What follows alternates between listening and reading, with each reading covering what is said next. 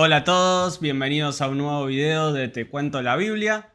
Hoy vamos a enfocarnos en analizar el perfil de los falsos maestros, es decir, de qué manera la Biblia nos enseña a identificar a los falsos maestros, qué características suelen tener. Primero que nada, es importante reconocer que a lo largo de la historia de la Iglesia siempre ha habido falsos maestros, pero a su vez en la medida que nos acercamos a la venida del Señor, estos se van a ir multiplicando. Son muchísimos los pasajes que nos hablan acerca de cómo la apostasía va a desarrollarse cada vez más en la medida que nos acerquemos a la venida de nuestro Señor. Por ejemplo, pasajes como Segunda de Timoteo, capítulo 3, o Segunda de Pedro, o también Segunda de Tesalonicense, bueno, todas las segundas prácticamente.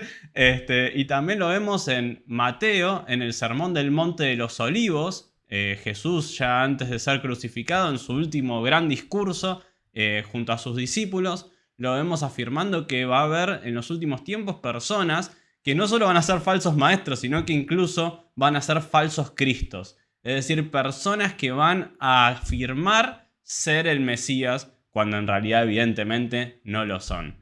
Y bueno, una de las grandes críticas que encontramos hoy en día de la iglesia romana hacia la iglesia evangélica justamente tiene que ver con la gran diversidad de enseñanzas doctrinales que encontramos en la iglesia evangélica. El problema es que nosotros no reconocemos a alguien como creyente por formar parte de una institución determinada o porque se reúne en un lugar que tiene el cartel de iglesia.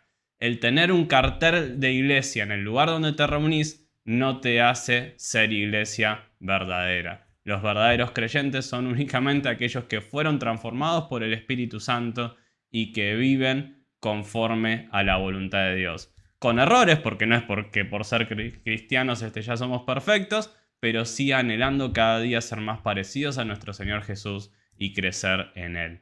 Por eso el decir soy cristiano y hago estas cosas en el nombre de Jesús no implica que las estemos haciendo en el nombre de Jesús. Para hacer las cosas en el nombre de Jesús es necesario que las hagamos conforme a la voluntad de Dios.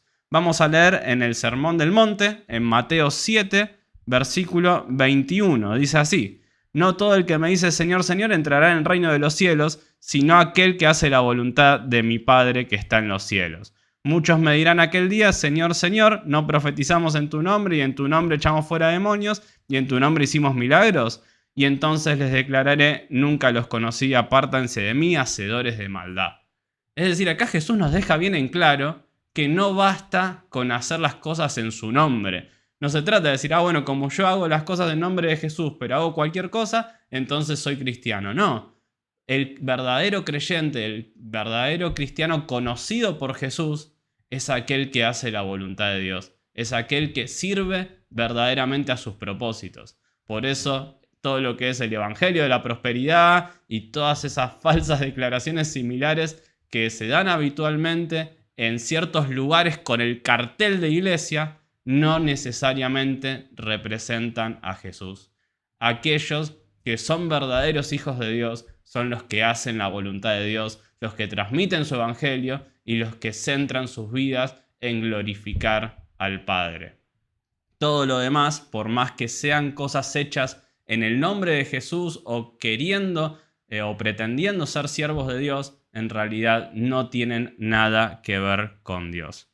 Y dentro de los diversos pasajes que hablan acerca de los falsos maestros hay uno que es clave para poder sacar una radiografía, un perfil de este tipo de personas. Es decir, cuáles suelen ser las enseñanzas que estas personas tienden a transmitir. Así que vamos a ir a la epístola de Judas.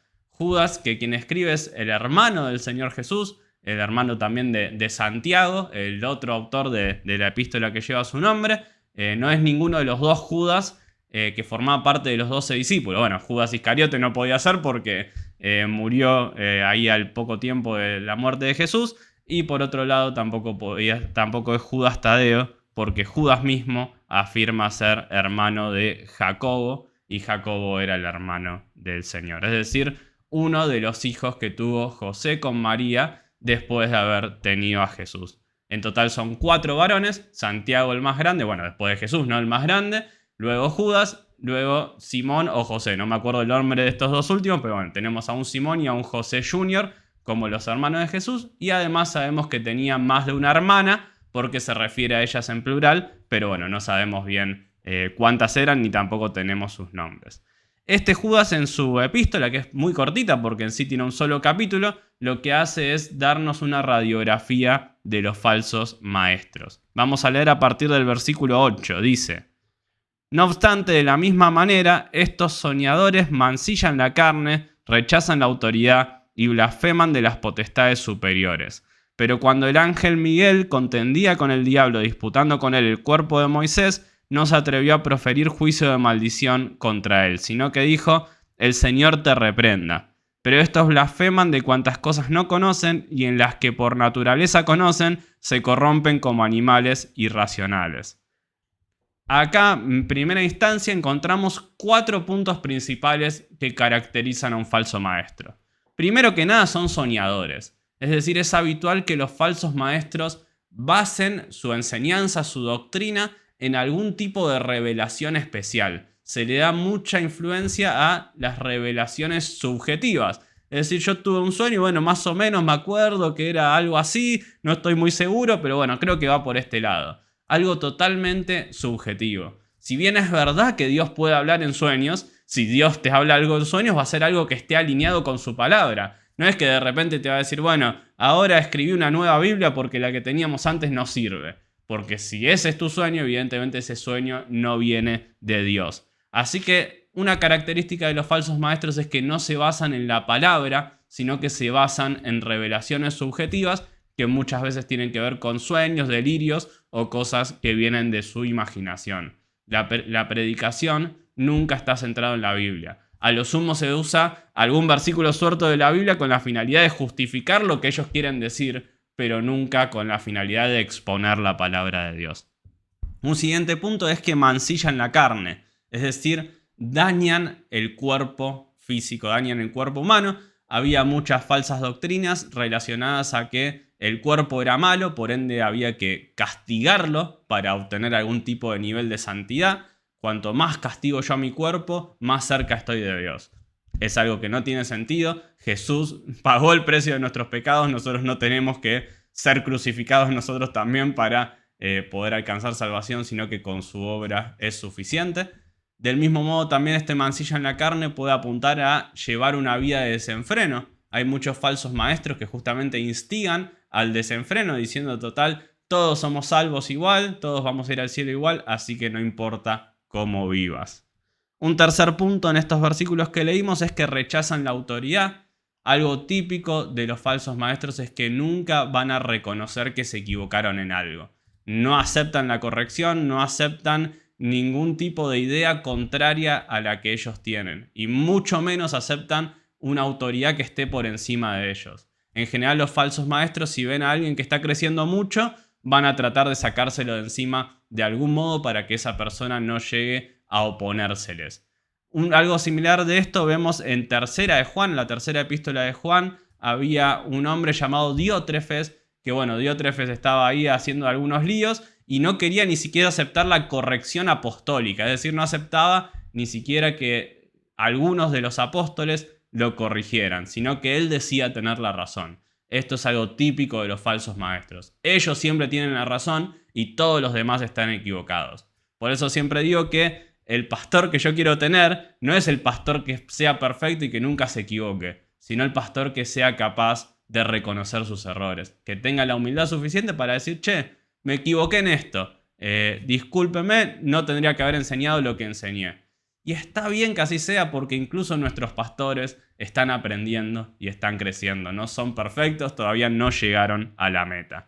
Pero bueno, la rebeldía y el rechazar la autoridad siempre va de la mano de los falsos maestros. Satanás rechazó la autoridad, Satanás quiso ser el mismo Dios y del mismo modo sucede con los falsos maestros. No van a aceptar la corrección.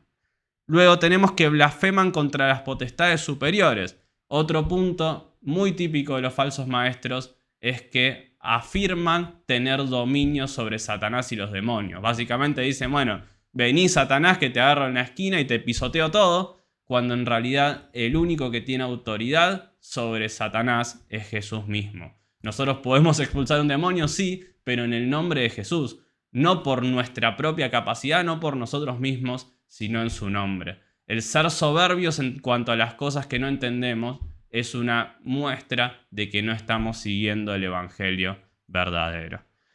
Luego dice Judas: hay de ellos porque han seguido el camino de Caín y se lanzaron por el lucro en el error de Balaam y perecieron en la contradicción de Coré. Acá da 3 puntos más en los cuales podemos encontrar características claves de los falsos maestros.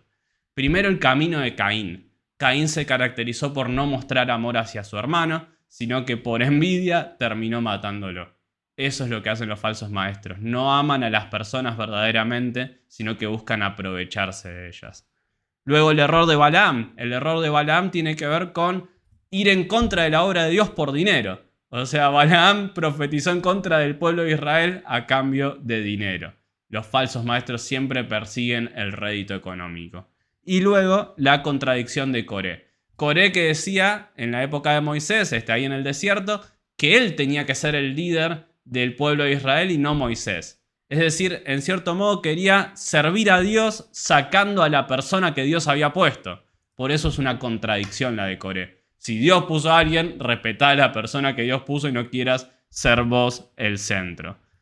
Luego sigue diciendo Judas en el versículo 12: estos son manchas en sus ágapes que comiendo impúdicamente con ustedes se apacientan a sí mismos, nubes sin agua llevados de acá para allá por los vientos, árboles otoñales sin fruto, 2 veces muertos, desarraigados. Es decir, lo que vemos es que son nubes sin agua, son árboles sin fruto. Pueden parecer un árbol grande, pero no dan ningún fruto. A su vez también podemos pensar en que son nubes sin agua. Vos ves una nube gigante que viene y parece que va a llover un montón y al final no llueve nada. Prometen mucho, pero terminan cumpliendo poco.